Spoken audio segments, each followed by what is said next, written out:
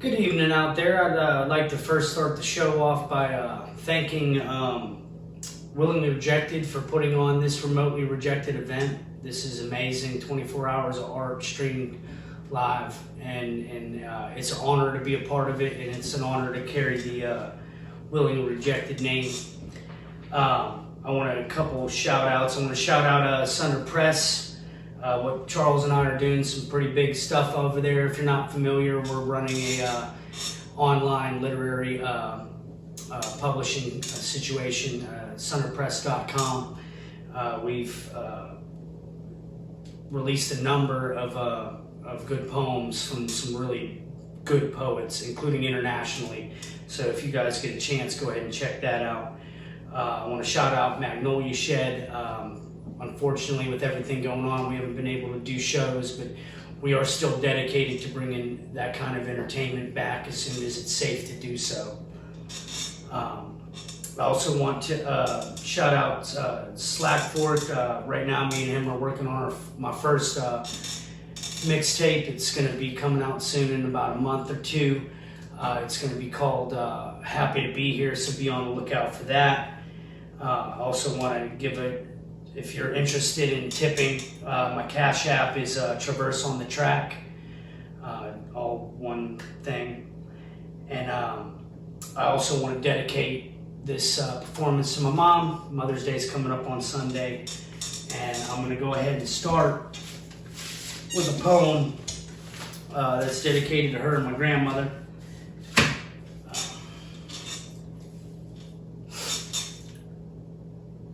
The Porch. North winds carry us south for the winter solstice, a chance to breathe off burden, warmth for body and bone. Sarah's house looms larger than life, exterior complete with secret deadly garden, jungle treasure hunting playpen, and high seas spectacular perfect pirate ship wraparound porch. Sarah, all tiny titan, all quiet giant, would stand in the doorway ready to wrap her arms around our hearts like the porch around her home. Upon entry, the stomach grumble, thunder rumbles from the smell of carefully crafted courses coming from the kitchen. High ceilings rise to the sky and beyond, giving a feeling that you are infinitely safe here, yet you will always have room to grow. The fridge adorned with photos of children and grandchildren, even great-grandchildren, proudly put in place by our own weathered hands. The men, bud-heavy, sports ball politicking with turkey cut and cutlery. The women, wine glass gossip grazing, bragging on the best sides of their babes. My cousins and I, silly string shooting stars, bouncing off the walls, out the door, and into the sunlight. I want to take a second to, basically for this performance, I'll be going through three themes. I'm going to start off with love, talk a little bit about friends, and then talk a little bit about death. And throughout it, there's going to be lyric, there's going to be spoken word, and there's going to be, what you would consider page poetry. And so the first poem is a poem I wrote for my girlfriend, Becca. It's called Ronald. It's the first poem I wrote. It was like when we were first dating. We meet where glass clinks, toast to a future unknown. They say a picture is worth 1,000 words, but the image left sifting through my spinning head as I watch you depart leaves my tongue twisted every time. Now, only colors, sounds, feelings. This game we play, holding back want to warrant reaction. Still, I touch you any way that is gifted. Gently, I trace infinity with my fingertips while sitting next to you. Watching electric dreams, we exhale a long weekend. If I were a painter, I would only know two colors, emerald and scarlet.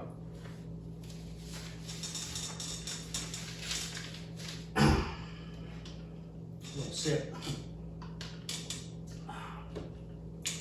So this next piece is one of the like word play poems I do, where I take 10 words from a friend or 10 words randomly, and I make a poem out of it. And I did this in an event me and Charles did for Indulge, and I used the menu for the event to write the piece.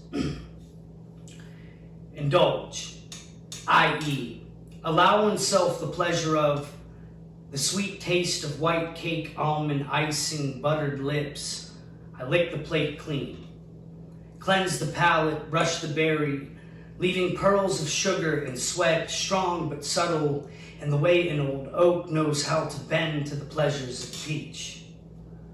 I take your silk silhouette in my mouth as vanilla bean teases the tongue. A long night spiked in the spice of citrus, a golden arch mirrors our reflection. A tart pear, a pound of pure honey. Laced with libations, the cup flows, overstaining the soil. Curls glisten, starlight touches the seams. Fresh, we weave into each other a passionate current. Perfect timing in the tune of nature and nurture. Rich and heavy, we bake until we bubble. Sweet topped sugar in the raw, structured in the cool of this moment.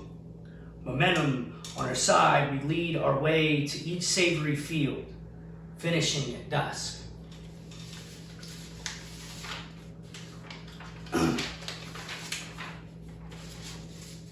This is a little piece called Dance.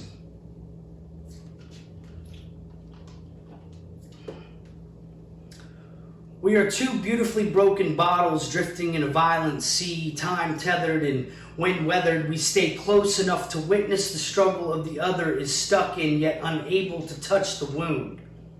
We wish we knew the words required to heal a heart.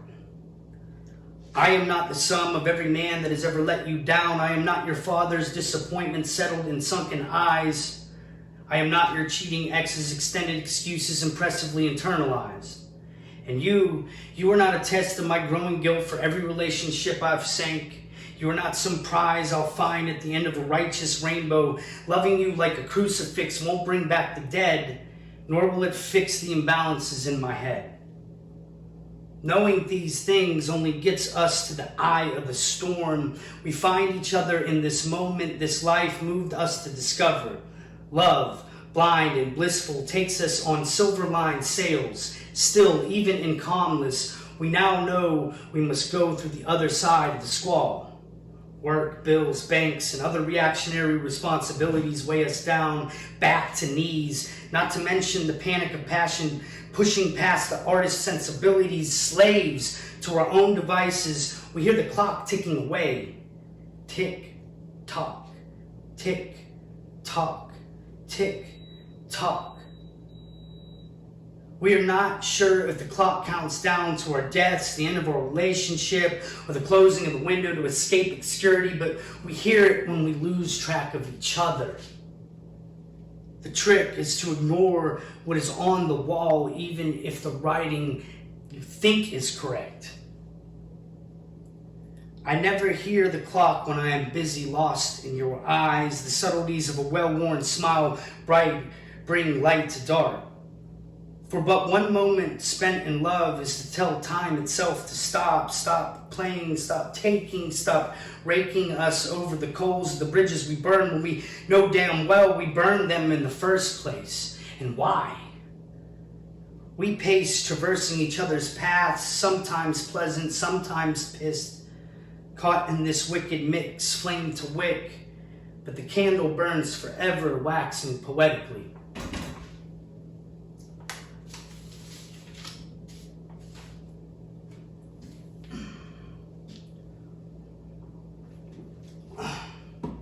First time I looked in your eyes, sitting in the passenger side, I knew we were going for a hell of a ride. I just didn't know in the end I'd be eaten alive. Yo, I got this dark thirst for this harsh curse. See my smarts disperse soon as the ark's immersed. I knew it was wrong, but it felt so right. Lied to myself how the stars aligned. An architect of the mess that I designed, ignoring every red flag, man, every stop sign. Carrying bags of sad that aren't even mine. No, y'all, they aren't even mine. So you became a violent island I was trying to die in, denied my right to keep my light shining vibrant. Now I'm not concerned with just another pretty face. More likely you're winning your race, so you just running in place. What kind of dreams you're trying to make a reality? Have you been through tragedy? What kind of fears and doubts are you battling? Let's keep a pace and tune relaxation. Forfeit the fears that we are both facing. See, I just want you adjacent to this nation we are making. I promise I'll never be foul-flavored or complacent. When even Stevie can see, baby, you're fucking amazing. And my mama raised me better than to ever waste this. See, I'll keep in mind that your mind is never narrow. Not worried about the narrow. Just in search of that booty you got. Jack called me Sparrow. Cause see, Cupid hit me with the arrow the second my homie Q read my tarot. I swear, yo, you make me feel like a pharaoh down in my fucking bone marrow. I was once weak to ever reach this peak, but somehow this one-way fucked up street led me to something so unique, both a freak and a geek. Baby, my past was so bleak, I only wanted the reaper to creep, but now I can only speak about how I can lose my speech whenever I can see how beautiful this life can be. Now my thoughts turn to revolution and how we can start a movement, but I know alone we can't do it, so my Freetown fam stay the truest. I'll tell scam all these old nuisances, tear down all these old nooses. I wasn't raised to be stupid. Life made me to make some beautiful music. Not even the devil can deceive my belief in what I see when I look in your eyes when they look into me. They got me shook like a leaf on a tree when it catches a slight breeze. Now I feel like everything I've ever wanted is within my reach. Boom.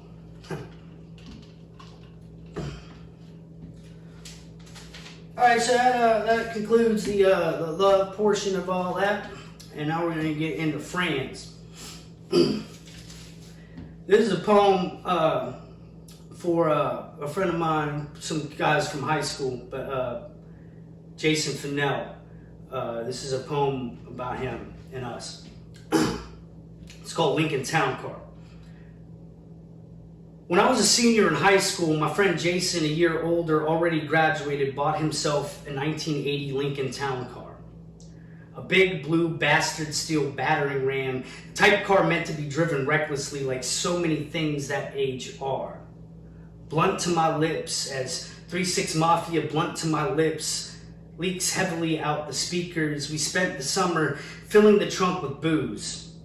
We were a little moving party like some bad remake of Dazed and Confused, which is what we were, wasn't it? Dazed and Confused. Drunk driving down back roads like a bat out of hell. We would kick up dust, spit blood, cum guts. We were a rolling box of what the fuck. Once, we ran off the road and into someone's yard, running over a tree as thick as the bottle of the swill I held in my hand, and we just kept going. We were blasted youth, letting the things we drove take us to the edge.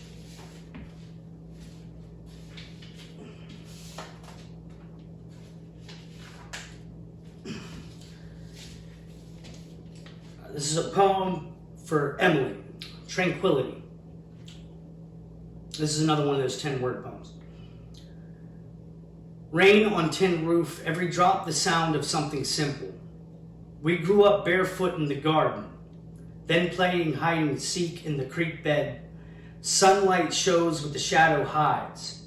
Us, bare knuckle punching our way out of a dragon's mouth. Later, happiness in the eyes of a child, paint-covered fingers find a place to call home on every blank canvas. We call it growing old or even up. A better way to appreciate the touch of soft grass in a world made of gravel. Now the stream bubbles over water and rock, and we search wet-eyed for places to breathe wherever and whenever we can. Now, late at night on the patio, surrounded by the pines, music, a way to transport the soul to places we have forgotten how to get to. It's another one of those 10-word poems. It's called Contentment, and it's from my homie Adam Davis. He's a patron at one of the bars I used to bartend at. Happiness nor satisfaction a destination. This game we play, lying to ourselves when we know how we hate how life can taste. My friend Bill once named this game, I hate this drink, but fuck it, I'll have another. Now here we sit playing shoot the shit. Isolation just sounds better, doesn't it? Who needs intervention when you can distinguish the difference between being alone or lonely? Then again, there's always tequila and the freedom it brings. Still, I cut the cloth and sew a new patch. I name it conscience, but then forget about it anyhow. Lifestyle looking glass, half empty at the glass room. The grouse room. Sorry, tongue tap. And this is a poem for pretty much everybody back in Ambridge. It's called The Bridge.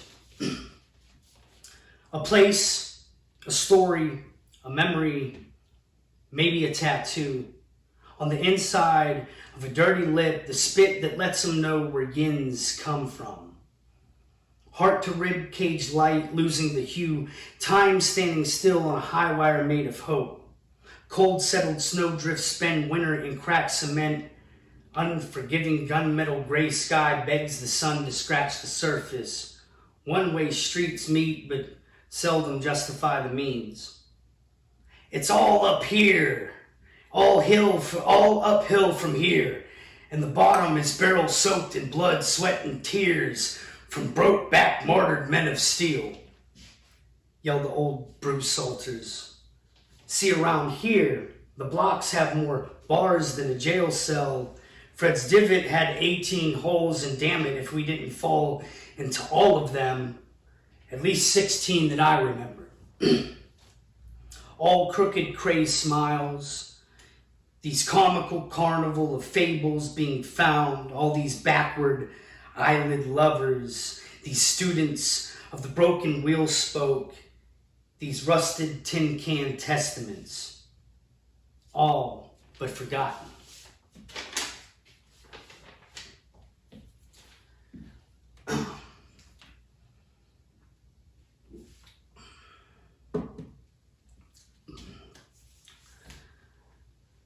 All my friends are broken. All my friends are broken. All my friends are hoping that them night sweats don't soak 'em. All my friends are coping. All my friends are hoping. All my friends are hoping that them night sweats don't soak them.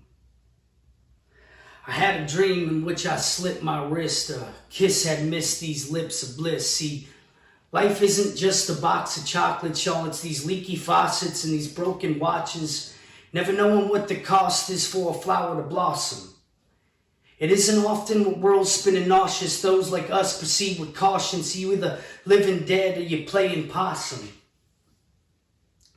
Now I found the door, but where's the key? I said I brave the sea, but I can't bear to see these tears that flee, this face that bleeds, these fears we feed into the space we need. Now these are just some observations I have made from these late nights pacing, my brain on fire, my heartbeat racing, trapped inside amphetamine mazes. Next day I'm mirror facing mistakes I made when in search of a place of stasis.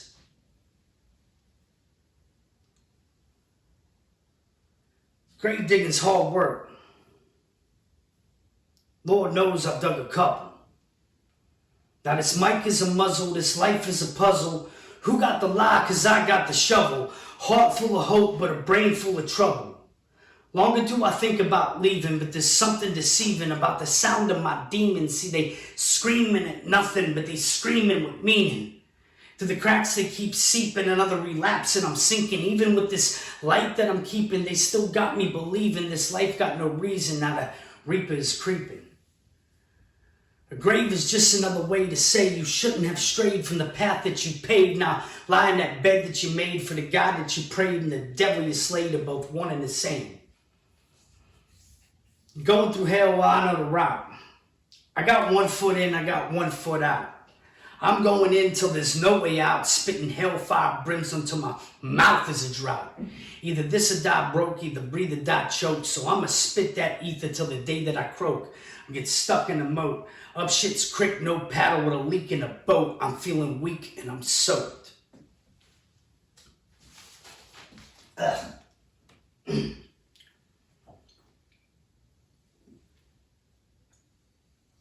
sippy sip.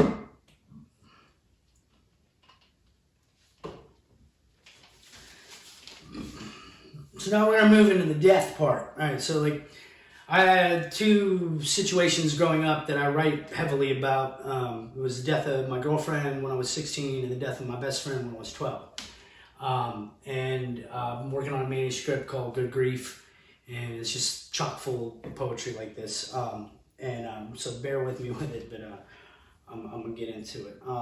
This first one is a ekphrastic piece on Salvador Dali's Persistence of Memory. Endless sky over both blue sea and barren desert. A plateau rises in the distance, jagged as the face held over an otherwise flat surface. To the left, in the foreground, there's a single tree. Broken at the top, though dead, it is still standing as if to say gravity is a law worth forgetting. A single limb protrudes upon that branch lies the face of time, a resting clock folding itself over flapjack-like, a reminder that time is non-linear and there's nothing we waste more. Once, I believed your face would not fade, that I would not in weakness allow your phantom figure to melt into memory. Now, a lifetime later, all I remember is a smile, and I'm not even sure who it belonged to. Only the recollection of your small hands finding my body a good place to call home, my father hard at work outside as we fell hard into each other. But 2 days later, you died. Left me to sift through this jagged hourglass. I remember watching them release the balloons as they lowered your moonlight body, thinking to myself how beautiful they looked, how hard it is to watch a piece of ourselves drift away. The strings to keep such things grounded now gone. I can still see them, you know. Those balloons lying somewhere in some distant wilderness, deflated. Maybe over a limb or a rock like one of Dali's clocks. And this is a continuation into a poem called Evocation. I long for a ghost, or maybe that's a lie. I still tell myself. I've heard it makes the poetry better if you sit in your sad as if suffering were a sandbox. Though balloons are still evocative, particularly how they float away until they are something else entirely. Maybe like a memory of color, or maybe like fear. Grief is a spoon. Dull how it digs, taking small pieces of what you got left, an illusion that our sadness can drown the silence of things. With the rustle of leaves, though, the dead still sing, long-winded wildfire. And this is a continuation of that poem that is recently published in Mockingheart Review. Shouts out to them. Elegy for the Ghost of Brandy French. I loved you once when we were young. The summer's hot, the winter's cold. When we talked for 9 hours on Christmas Eve on a landline, back when people still talked through a tether. Sometimes laughing, sometimes crying, sometimes just listening to each other breathe. After your funeral, people later said that we were too young to know love, too young to know how to take hold of a heartbeat. But you were a smile that saved a boy from suicide, a breath of fresh air when I was still choking on guilt, a bell-ringing confidence boost to a boy barely able to swim in his own skin, a butterfly that coaxed boy from the cocoon that held his body captive, an angel whose eyes were the first to gaze into the corners of my own rib-caged heart, daring to crawl into the cracks any damn how. And now in this section, we're going to switch gears into the water poems. And this one starts off with, hey baby, can you grab me my phone right over there? Thank you. Technical difficulties. I got one of the poems I'm going to read on here.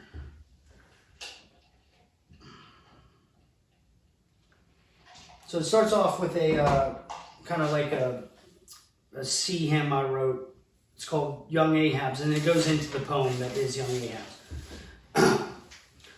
The sea, like fire, like war, like catastrophe, will take what it wants, then leave. As boys, we didn't know any better. Too busy chasing white whales to notice waves can kill just as quick. Those of us left as men seasoned by storm and squall, by the salt of the earth alike, now know how deep the water gets. It is said that drowning can be one of the most painful ways to die. When I was 12 years old, my friend David and I made it out of the undertow. Our friend Eric did not, and every day since then has felt like drowning, like sinking, like being swallowed. Recently, 20 years later, I set out to say goodbye to his ghost. The memory of that day comes back in pieces always. I remember the phantom limb I grabbed while choking on river water. Was it shame, or maybe guilt, or maybe even fear? Then faces. First, the look on David's when we reached the bank and Eric was nowhere in sight. Second, the look on Eric's mother's when she stared at me through salt-stained eyes and I could tell she wished I was her boy. Third, the look on my own mother's when she held me crying, thankful I am her boy. Then I remember it all, how happy we were. It was summer with no school, how hot it was that day, the sweat sticking to our skinny bodies. The surge soft drink I stole from the local convenience store because it had enough caffeine to power a car. The Jinko jean shorts I wore wide like the mouth of a river or a catfish or even a whale. How Eric was our fearless leader, young Ahab, too busy chasing white whales to notice waves can kill just as quick. How our parents warned us about chasing rivers or whales, but we were just kids. Ain't scared of shit because death was something that happened to other people. I remember swallowing my shame, or was it river water, when Eric called me a pussy for almost chickening out. How the sky that day was a mottled gray and blue like the scales of a fish, or maybe even the skin of a whale.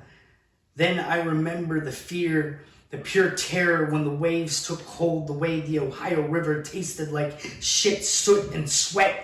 The way my body was not mine as I thrashed for survival, thinking only I am just a boy, I am just a boy, I am just a boy, I am just a boy. And I do not want to die, not here, not now, in the belly of this horrid beast, somewhere between Jonah and Judas, grabbing that God-forsaken leg, or maybe it was just a log, maybe it was just a catfish, or maybe it was a whale. See, this is how memory will mix with PTSD, how when surrounded, whether it be the water or the sea within us, we will not know which way to swim. And this is where I find myself again and again trying to write the goodbye to end all goodbyes. Because I am tired of swimming, tired of sinking, tired of being swallowed whole, boy, into this man, memory of that day now harpoon. My heart now the whale that swallows all I love whole.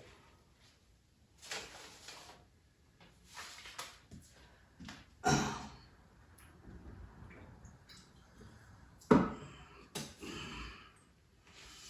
this is the last poem for this little section. It's called Translation. When the dead speak, so much is lost in transit between body to spirit and back again. Sometimes the words come in whispers, familiar faces caught glimpse in a crowd of strangers. Sometimes the word comes in screams, night terrors tumbling through the sea of my dreams. Either way, though, when the words of the dead come to me all muffled and gutted, I place my ear to the earth, hoping to bring the caskets closer.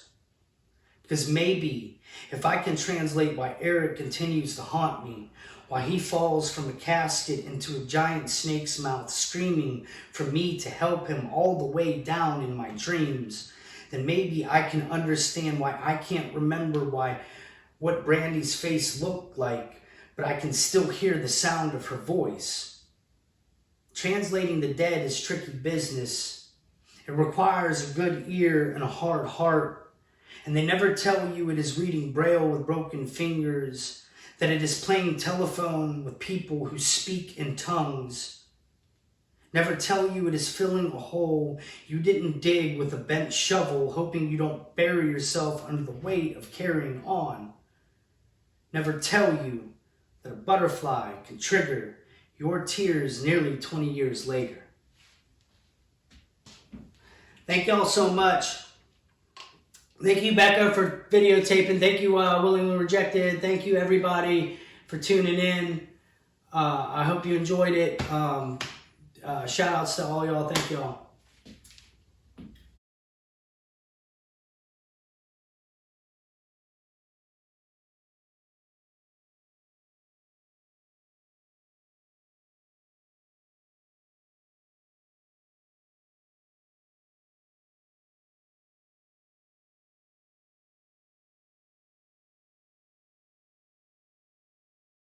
With broken fingers,